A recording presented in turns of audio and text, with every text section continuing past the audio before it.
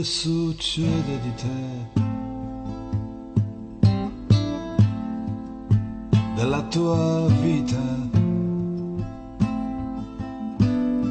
mio caro amico, mia pallida sposa. Hai realizzato un disco dedicandolo completamente all'autunno, traendo i tuoi brani da varie poesie di vari autori, non solo italiani.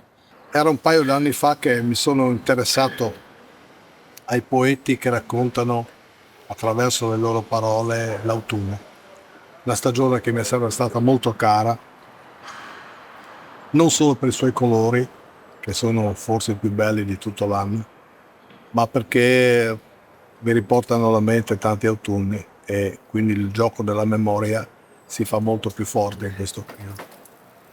La scelta delle poesie dell'autunno è stata una scelta che, diciamo così, è venuta un po' per caso, un po' per gioco, nel senso che molte di queste poesie non le conoscevo neanche, per cui mi sono messo a leggerle pensando alla musica, perché per me la poesia e la musica sono due cose non distinte come sono oggi, ma è un po' come gli antichi che nel canto ci tenevano dentro anche le parole, no? Quindi le vecchie poesie si chiamavano canti, appunto, perché venivano cantate.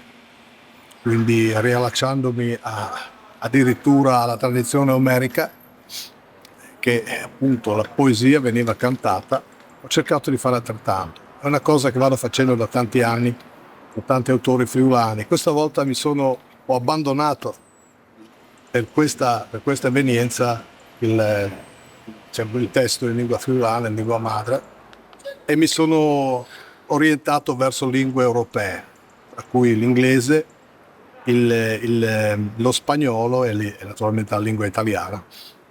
Mi sono ritrovato tra le mani questo materiale e l'idea poi era quella di fare in realtà tutto il ciclo delle stagioni, quindi dopo un primo lavoro dedicato all'autunno doveva esserci uno dedicato all'inverno e così via.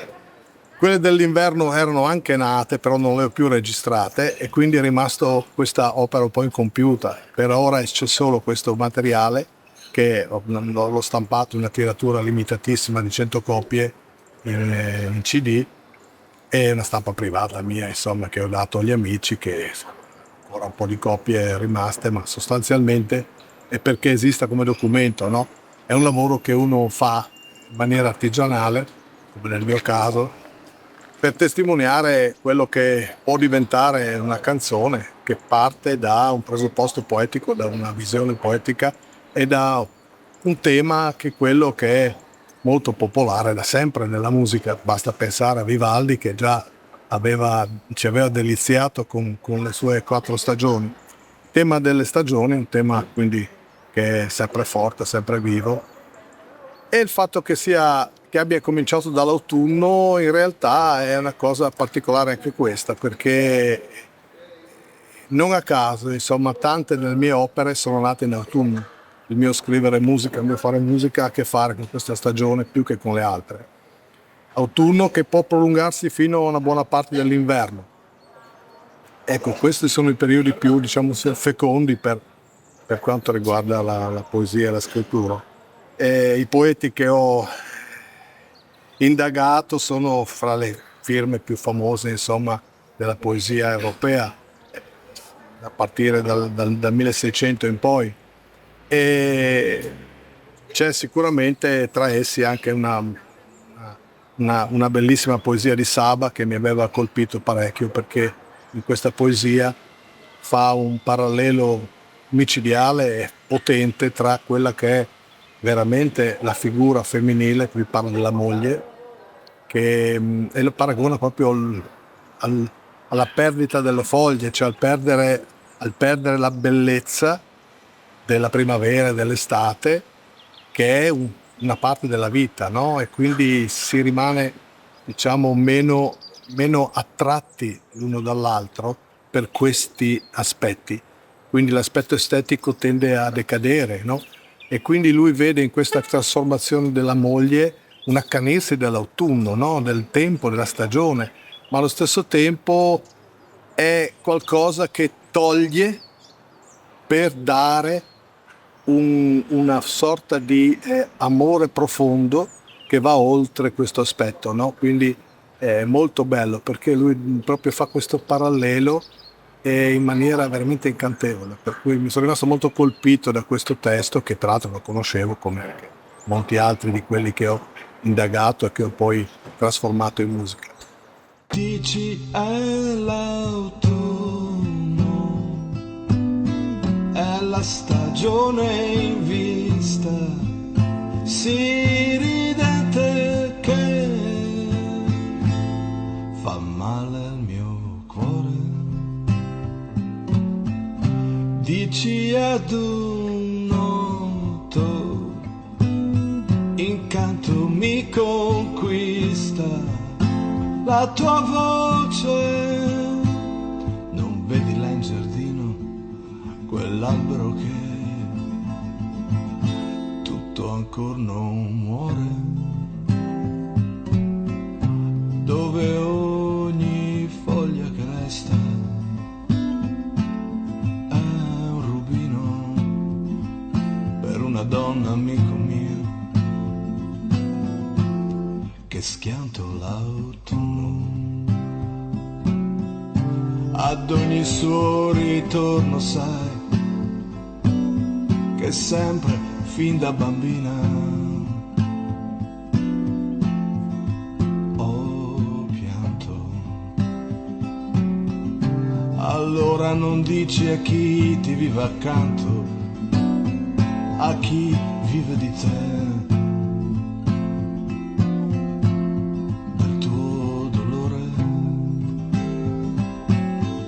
che gli ascondi e si chiede se più mai anima a dove e che rifiorirai. E questo ha generato tutta una serie di intuizioni musicali che andavano a braccetto, secondo me, col testo, e io stesso ero abbastanza incredulo poi alla fine del risultato. Credo, ecco, ora come ora, che sì, le cose nascano un po' per ispirazione, un po' per questo incontro con qualcosa di diverso, cioè ci vuole un rischio, devi metterti nella possibilità di fare qualcosa che non avevi mai fatto prima, perché senza la possibilità di rischiare qualcosa di tuo nel fare le cose non partono, cioè ripeti uno schema fisso che già possiedi.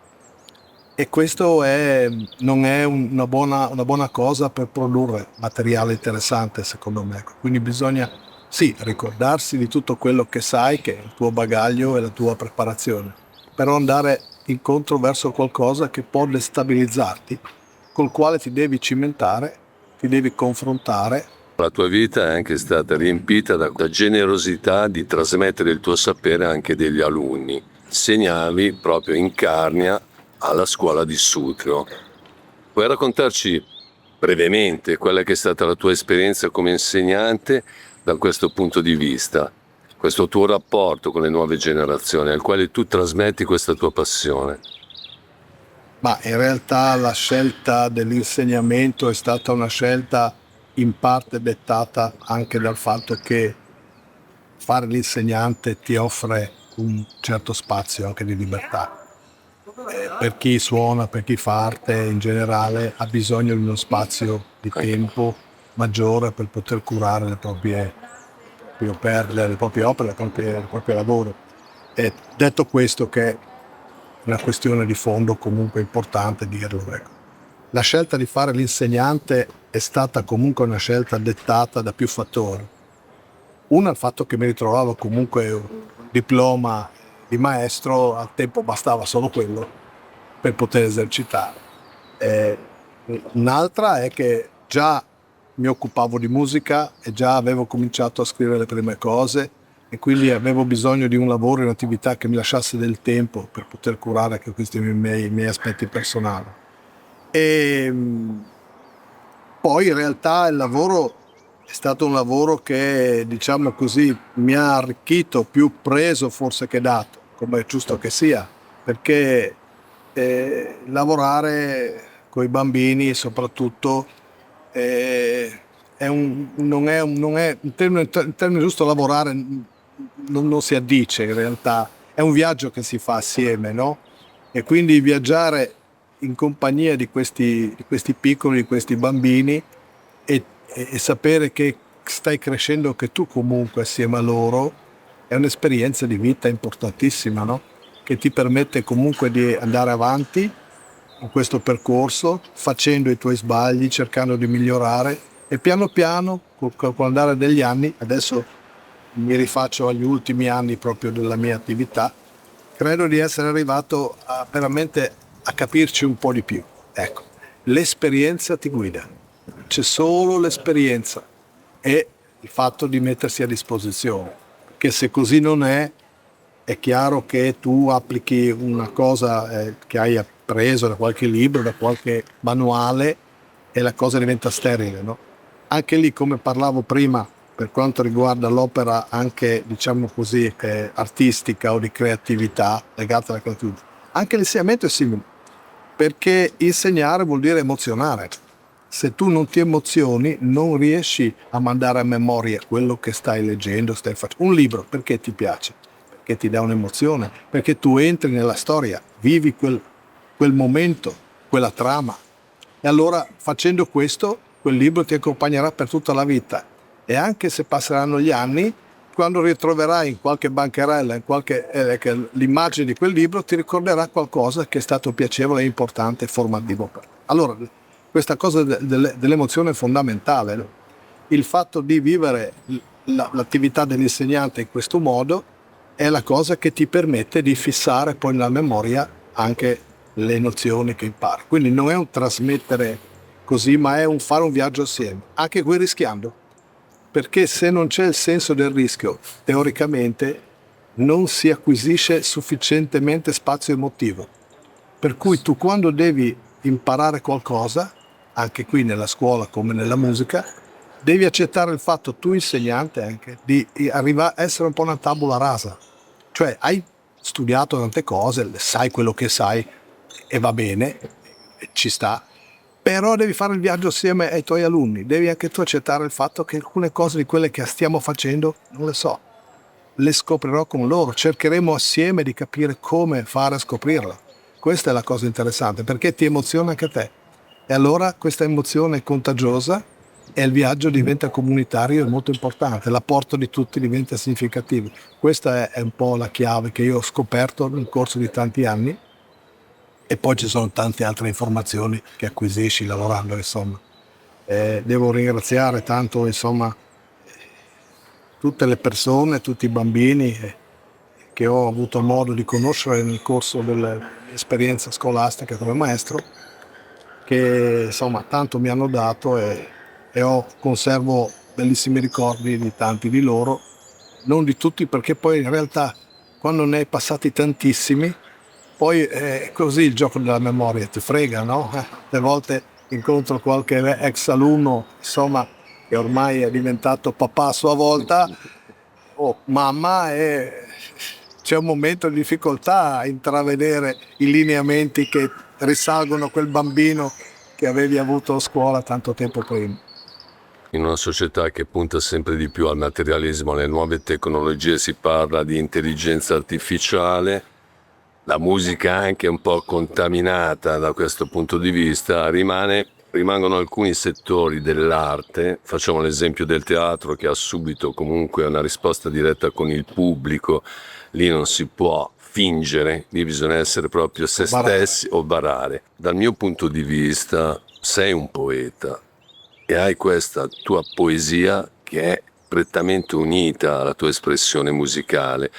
Cosa pensi di quest'arte, diciamo, più dimenticata rispetto alle altre? Perché la poesia comunque è così presente nella tua vita? Le parole che usiamo correntemente tutti i giorni hanno molti significati.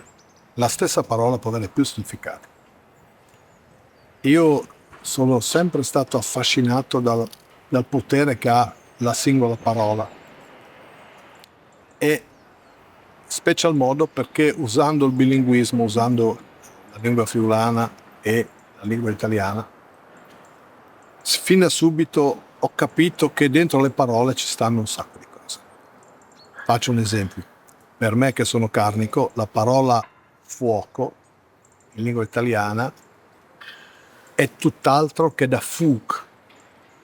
Fug e fuoco sono due cose molto diverse tra loro, per me. È la stessa cosa, solo che nel caso della lingua italiana, che per me è una lingua comunque presa, è l'immagine del fuoco. È un fuoco comunque rassicurante, è un fuoco da cartolina, è un fuoco che possiamo disegnare e vedere e non scottarci. Il fug invece sa di caverna, è un fuoco ancestrale, fatto da uomini molto lontani nel tempo, molto più lontani che non fuoco. Non so spiegarti perché è questo, però è quello che sento. E allora il mio rapporto con la poesia è questo. Cioè ci sono delle parole, delle cose che evocano altre cose. Ogni parola non è solo quello che è, ma è anche la maschera di qualcos'altro che sta dietro quella parola. La musica aiuta a fare questo, a togliere le maschere alle parole. E le parole diventano qualcosa di diverso. Oltre al significato ordinario a cui diamo la parola, nasconde sempre qualcos'altro. Il mio intento è di usare la musica per svelare quel qualcos'altro che sta dietro alle parole, e che è una cosa molto soggettiva, personale. Allora questo mi fa pensare al fatto che effettivamente le parole nascondano altre cose, altre immagini, altre visioni. La musica è il tramite per poter far scaturire dietro le parole, da dietro le parole, queste visioni, queste immagini che la parola in sé non ci dà. E qui diventa importante proprio il lavoro del musicista, che secondo me ritorna a ricreare il rapporto giusto che c'era con la parola. Una parola antica è una parola cantata, non era recitata. La parola poetica era cantata. E quindi le parole vanno cantate perché diventino qualcos'altro. Se no rimangono solo parole. Dici è l'autunno, è la stagione in vista, si ridente che fa male al mio cuore. Dici ad un noto, incanto mi conquista, la tua